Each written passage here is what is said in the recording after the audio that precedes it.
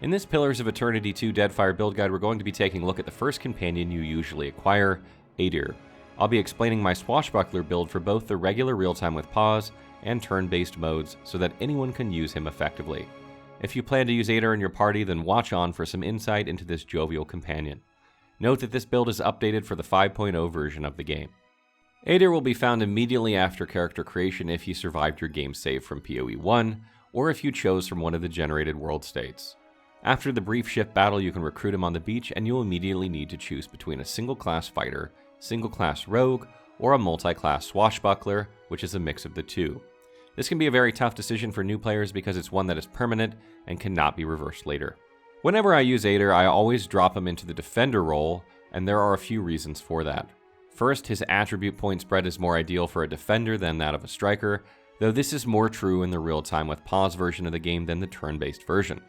Second, he's a human, and Fighting Spirit works best on characters that tend to get hit often. Third, both of his classes are no subclass versions, meaning they don't excel at striking or defending. And last, there are some great defending synergies between rogue and fighter, which I will explain. The way this build works is that Edér uses the fighter's defender stance to hold enemies in place, and uses the rogue passive persistent distraction to distract them all, reducing their deflection and accuracy. You'll be able to attack enemies instantly that miss you with melee attacks via the riposte ability, and all of your damage will be boosted against enemies you have engaged by 30% thanks to sneak attack. Turn-based players should also use the escape ability every round to boost their deflection by plus 50 and prevent themselves from being flanked, and greatly increase their likelihood that they will riposte. When choosing swashbuckler, Edér comes with no subclass fighter, which is less than ideal. Both Unbroken and Tactician are better suited for this type of build thanks to their passives, but unfortunately we don't have that option. The only saving grace here is that there are no penalties, making it very new player friendly and fairly straightforward. When choosing swashbuckler, Edér also comes with no subclass rogue, which again is less than ideal if you're playing real time with pause. Trickster is much more useful since it provides a way to buff your deflection, though this isn't as important if you're playing turn-based because of the escape ability. Street Fighter would also be a good choice as you will be bloodied and flanked often, but this will not be the case in turn-based because of escape. I only mention these here because you may wish to make this build on a non-Edér character. Edér comes with proficiencies in the saber and medium shield, and it's advised that you take several more proficiencies with one-handed weapons such as sword.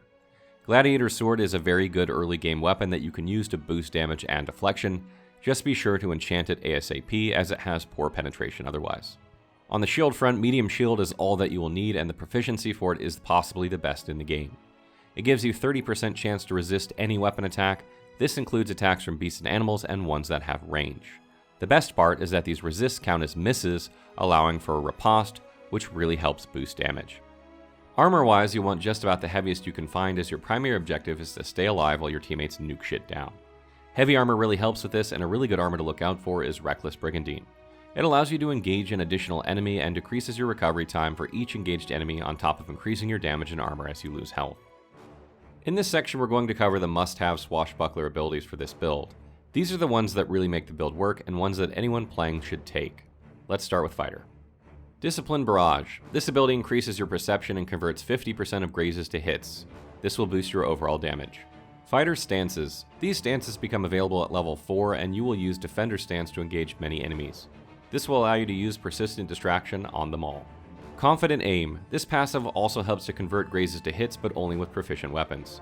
Still, it does help with your overall damage output, particularly on harder difficulties. Weapon and Shield Style. This will increase your deflection by plus 6 if using a shield, which you will be, and adds the shield's bonus to reflex defense. Hold the Line. This passive will allow you to engage one additional enemy, which again works well with Persistent Distraction. Discipline Strikes. This upgrade of Discipline Barrage increases the likelihood that you will crit by 25%, which helps increase your overall damage. Armored Grace. This ability will reduce the penalty you take to recovery time when wearing armor. This is much more useful in real time with pause. Superior Deflection. All the deflection you can get helps to make enemies miss you and allows you to riposte, so take this one. Vigorous Defense. This ability will improve all your defenses by plus 20 and give you concentration. This will help protect you from spells and abilities that target reflex, will, and fortitude primarily.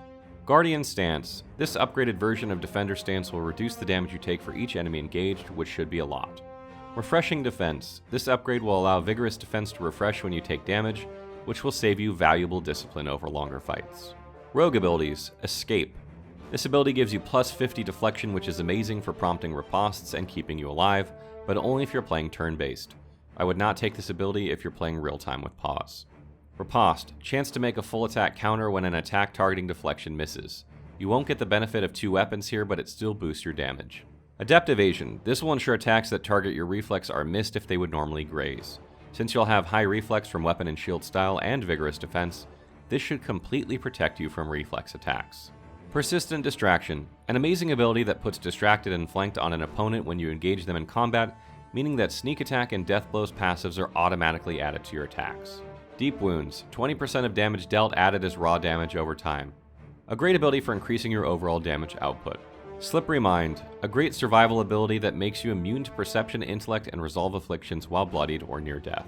Death Blows, increases damage done by 50% with abilities and weapons against any opponent that suffers from 2 or more afflictions that enable sneak attack. Death Blows works best with the Persistent Distraction passive because it automatically puts distracted and flanked on an enemy that you engage, and distracted and flanked are both conditions that enable sneak attack. You can see that our list isn't particularly long for this setup, so there's lots of room to add other abilities that work best for you. Final tips. When combat starts, you'll want to run in and engage as many enemies as you can, keeping them from attacking your teammates. If you're playing turn-based, then on your turn you will buff with Disciplined Strikes and then use Refreshing Defense and Escape. This is all you need to be set up for your defense, and you are then free to attack with any ability you want or just basic attack. You'll want to refresh Escape every round until you run out of Guile, and Refreshing Defense and Disciplined Strikes as necessary. If you're playing real-time with pause, then you won't need Escape, but otherwise the setup remains the same. In some fights, you will not need to use Defender Stance because you should have at least 3 engagements between the Shield, Persistent Distraction, and Hold the Line. In this case, you can use either of the other 2 stances to help boost your damage. Pay attention to how many enemies are left on the battlefield, and switch when it's below the amount you can engage anyway. Magran's Blessing is a fantastic medium shield for this build as it counts as an offhand weapon, allowing your riposte to deal more damage since they are a full attack. It is located in the Sacred Stair in a chest at the top of the steps in the Temple of Magran. It's guarded, but you can use Spark Crackers to distract the guard and have another character steal it from the chest if you are quick. Lastly, be sure to invest a decent amount of points into athletics in order to make the best use of Second Wind. You want to use this when your health gets low, and it's a free action or a very quick one if you're playing real time with pause. Using this first allows your healer to save its heals until many party members need it, since many heals are AoEs.